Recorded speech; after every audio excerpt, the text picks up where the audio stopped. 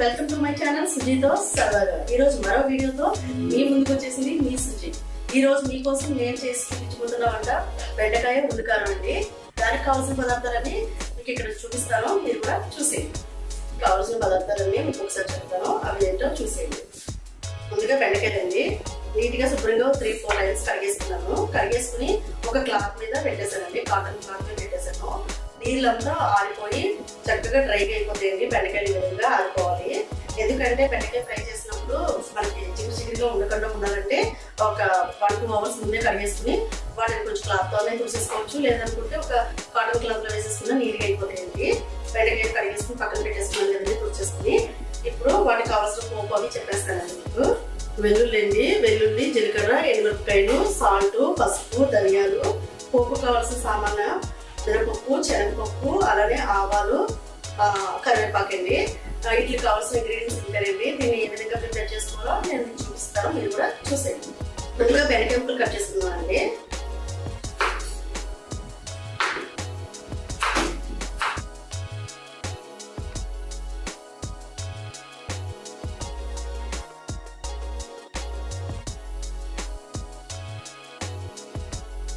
చూసారు కదండి, బెండకాయ ముక్కలన్నీ కటింగ్ అయిపోయింది. ఇప్పుడు ఆనియన్స్ కూడా కట్ చేసుకున్నామండి. చూసారు కదండి, బెండకాయ ముక్కలు చక్కగా పొడిపొలాడుతూ ఎలా వచ్చినాయో. ఈ విధంగా కట్ చేసుకున్నట్లయితే మనకు అసలు బెండకాయ ఫ్రై జిగిరేనే దొరుకుతుంది, చాలా క్రిస్పీగా వస్తాయి. సూపర్ అంటే సూపర్ ఉంటుందండి ఫ్రై అయితే. నేను ఇప్పుడు ఆనియన్స్ కూడా కట్ చేసుకున్నానండి. ఇవి కూడా చిన్న చిన్న ముక్కలుగా కట్ చేసుకోవాలి.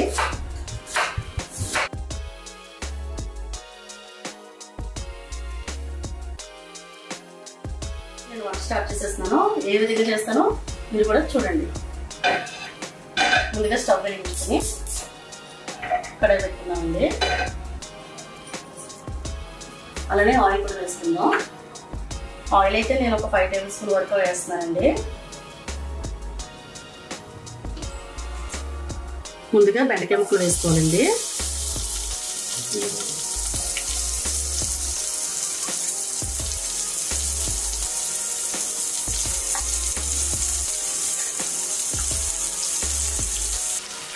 బెండకాయ ముక్కలు ఆయిల్లో చక్కగా ఇలా ఫ్రై చేసుకోవాలండి. మూత అయితే పెట్టకూడదు. మూత పెడితే మళ్ళీ జిగురు వచ్చేస్తుంది. ఆవిరంతా మళ్ళీ ఇందులోకి వచ్చేసి కడాయిలోకి వచ్చేసి మొత్తం ఆవిరంతా వచ్చేసి జిగురుగా అయిపోతాయండి బెండకాయ ముక్కలు. సాల్ట్ కూడా వేయకూడదండి, ఇలానే ఫ్రై చేసుకోవాలి. మంటని కొంచెం లో ఫ్లేమ్లో పెట్టుకుని ఫ్రై చేసుకుందామండి. ఇవి ఫ్రై అయ్యేలోపు మనం ఉల్లికారం కూడా ప్రిపేర్ చేసేసుకుందామండి. అది కూడా ఏ విధంగా చేయాలో మీకు చూపిస్తాను.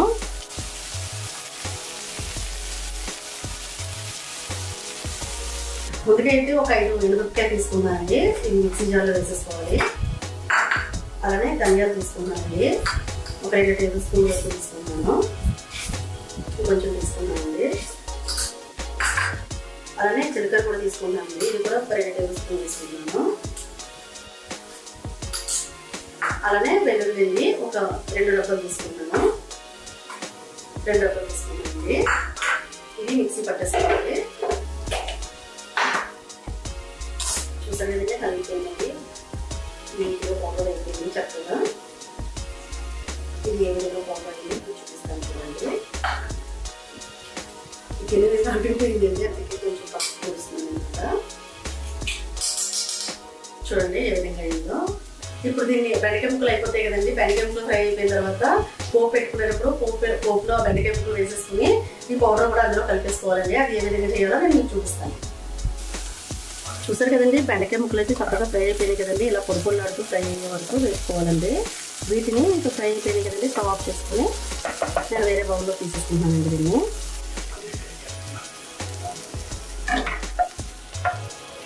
వీటిని బౌల్లో తీసుకుని మళ్ళీ ఇదే ప్యాన్ పెట్టేసుకున్నామండి. మళ్ళీ ఇదే ప్యాన్ పెట్టేసుకుని స్టవ్ వెలిగించుకుని ఇలా కొంచెం ఆయిల్ వేసుకుందాం. ఒక 3 టేబుల్ స్పూన్ ఆయిల్ వరకు వేస్తున్నానండి.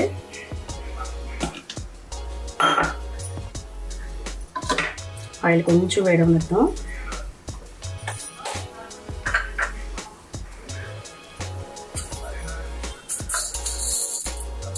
ఒక 1 టేబుల్ స్పూన్ వరకు మినపప్పు వేస్తున్నానండి. అలానే ఒక 1 టేబుల్ స్పూన్ వరకు జీలకర్ర కూడా వేస్తున్నాను. అలానే ఒక 1 టేబుల్ స్పూన్ వరకు శనగపప్పు కూడా వేస్తానండి. ఇప్పుడు అలానే కరివేపాకండి.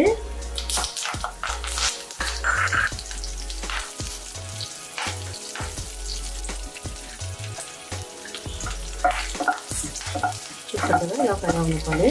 కొంచెం ఫ్రై సరిపోతుంది పోపులు. ఇప్పుడు ఆనియన్ ముక్కలు కూడా వేసేసుకుందాం.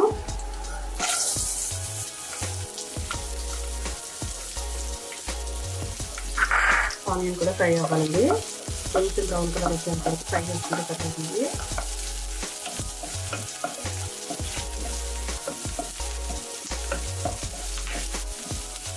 చూసారు కదండి ఇలా ఫ్రై అవ్వాలి. ఒక 1 మినిట్ వరకు ఫ్రై అయితే సరిపోతుందండి. ఇది కూడా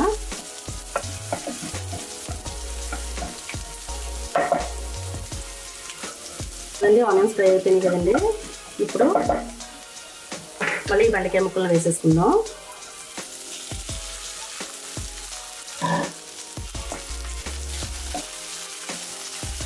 మళ్ళీ మంటలు కొంచెం మీడియం ఫ్లేమ్లో పెట్టుకుని ఫ్రై చేసుకోవాలి.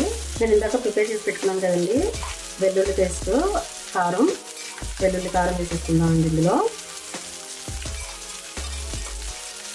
వెల్లుల్లి కారం వేసేసుకుని ఒక 1 మినిట్ 2 మినిట్స్ వరకు ఫ్రై అవుతే సరిపోతుంది. ఇంకా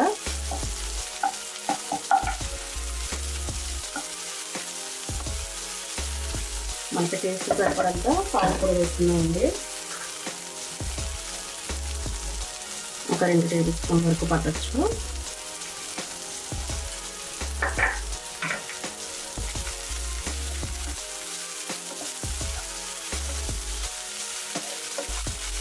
అలాగే చికెన్ పసుపు కూడా వేస్తానండి.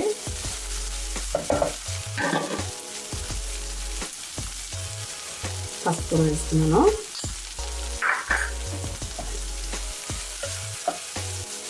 ఇది ఒక 2 మినిట్స్ వరకు ఫ్రై అయిన తర్వాత ఇంకా స్టవ్ ఆఫ్ చేసేసుకుంటే సరిపోతుంది. ఈ బెండకాయ ఉల్లికారం చాలా చాలా బాగుంటుందండి టేస్ట్. ఇంకా 1 మినిట్ అయితే ఇంకా అయిపోయిందండి. 1 మినిట్ కలిపేస్తుంది, స్టవ్ ఆఫ్ చేసేసుకోవాలి. చూసారు కదండి ఎంత బాగా చేస్తానో. మీరు కూడా తప్పకుండా ట్రై చేయండి. ఇంట్లో ట్రై చేసి నాకు కామెంట్ చేయండి ఎట్లా వచ్చిందో టేస్ట్. ఇదైతే చాలా బాగుంటుందండి. సూపర్ అంటే సూపర్ అనిపిస్తుంది మీకైతే. చూసారు కదండి నా స్టైల్ బెండకాయ ఉల్లికారం. ఇది ఏ విధంగా వచ్చిందో నేను మీకు టేస్ట్ చేసి చెప్తాను.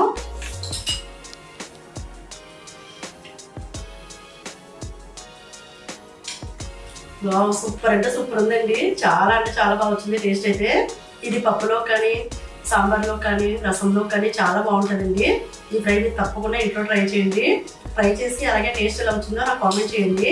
అలాగే నా ఛానల్ కనుక మీకు నచ్చినట్లయితే లైక్ చేయండి, షేర్ చేయండి, సబ్స్క్రైబ్ చేయడం మర్చిపోకండి. మరో వీడియోతో మీ ముందు ఉంటుంది మీ సుజీ. బాయ్.